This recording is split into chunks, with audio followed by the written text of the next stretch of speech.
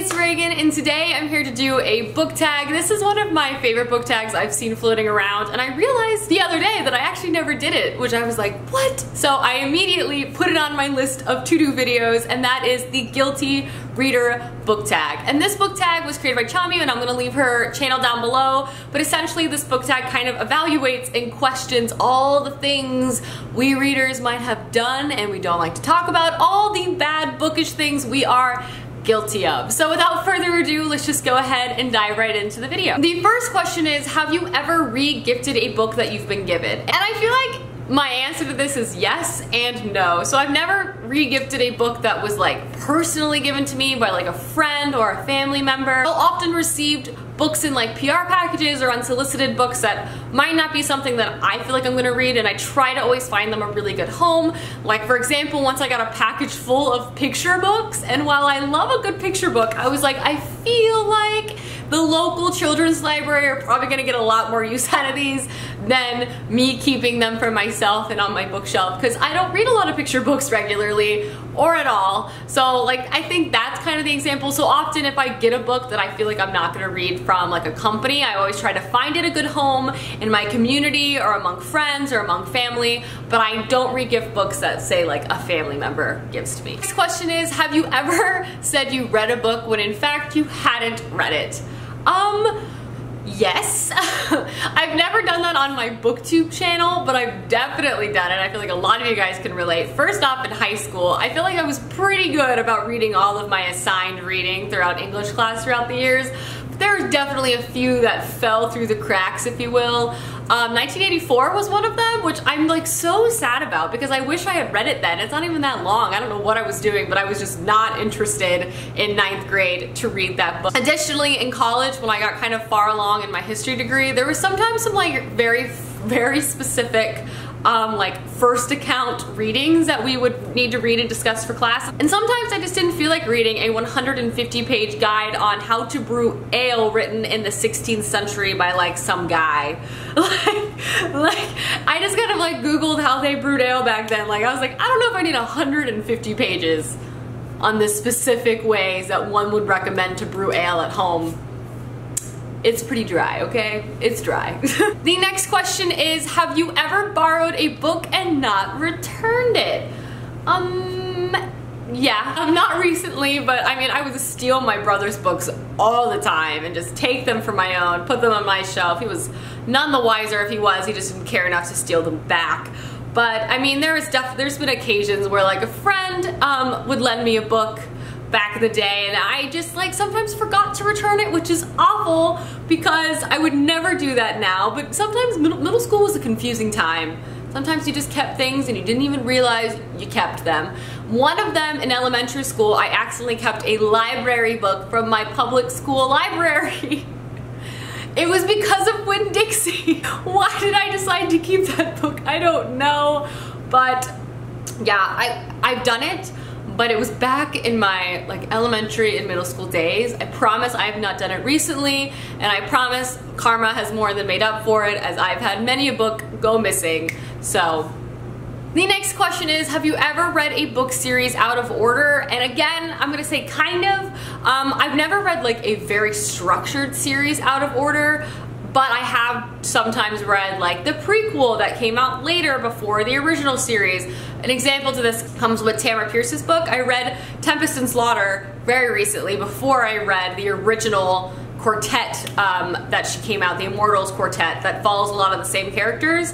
So I definitely read those out of order, but I'm not sure like how bad of me that was, because I feel like that's fine. So sometimes I read things in like publication date out of order if they're kind of part of the same world, but not necessarily part of like the exact same series.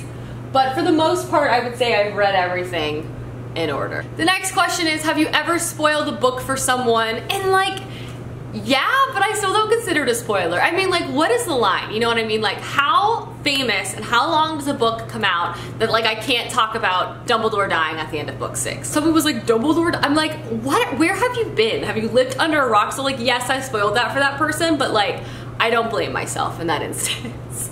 Like, I feel like there needs to be a talk, there needs to be discussion, there needs to be a rule of like, How long after something has come out that's incredibly popular amongst the public, that are we allowed to openly talk about like things from it? You know what I mean? Like Game of Thrones. Can we talk about the Red Wedding? Is that allowed? I don't know.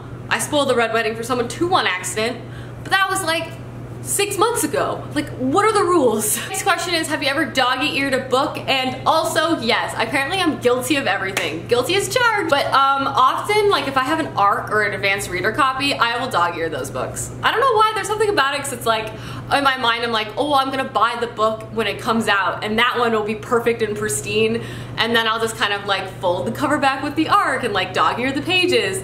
I don't know, I just feel like I don't feel as bad about it, and it's sometimes convenient. I found recently I've been losing bookmarks like a crazy woman, so I've been dog-earing some books recently. So the next question is, have you ever told anyone that you don't own a book but you in fact do own it? This one I have to say no. Generally speaking, if someone asks me if I've read a book or if I have a book, I'll be open about it. I'm not someone who's like tries to hide my reading habits from anyone. They're proudly displayed in my apartment, and if they have a problem with it, I don't care, basically. Everyone is entitled to their own opinion, and my opinion is I like these books and therefore I own them. So yeah, I'm very open and I will talk to anyone about which books I read. And that kind of goes, so my response to the next one kind of goes along with it. Have you ever told someone that you haven't read a book but you have? Similarly, I'm very open about the books I've read and the books I own. I don't know, I feel like I'm of the mindset, like if I liked it, or even if I didn't like it but I've read it and I have an opinion, like I'm not ashamed to say that I've read something. Next question is, have you ever skipped a chapter or a section of a book before? And definitely yes.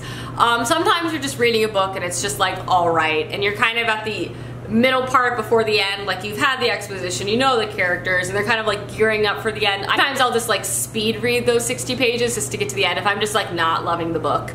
And I'll be open about that as well. I haven't done it recently, but like again, if I just read a book that's just like and I'm just like, okay, I need to get through this, like definitely not skip. And I don't just like jump to the end, but I'll speed read those like maybe 60 pages. I'll just read much faster than if I was loving the book. And the very last question is, have you ever badmouthed the book that you actually liked? And I feel like the book that immediately comes to mind about this has to be Twilight. And I feel like I still talk badly about Twilight, but especially this was the case like when everyone was talking bad about Twilight, and I loved Twilight when I was in middle school and early high school. I was such a fan, and like now reflecting back, like, yeah, it's not the best book I've read in the world, but at the time I loved it. And I definitely did the thing where I was like, yeah, I read it, but like, it was okay. You know what I mean? Like, 9th grade, when it became less cool to read Twilight with all your friends, I just kind of like blasely be like, yeah, it was fine, it was okay. Like City of Bones, have you heard of City of Bones though? Like, that's great. I have to say, I feel sad about that.